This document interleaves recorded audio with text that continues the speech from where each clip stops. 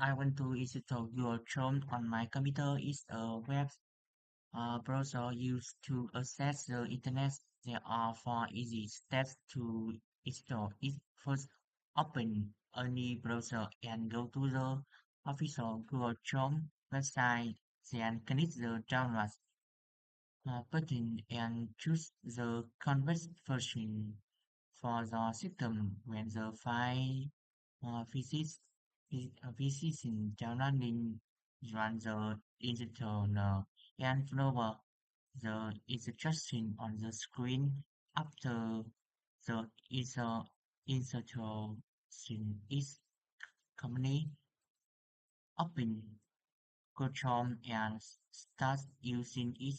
Remember to have a stable internet connection and always download from the official website to avoid virus or fake version.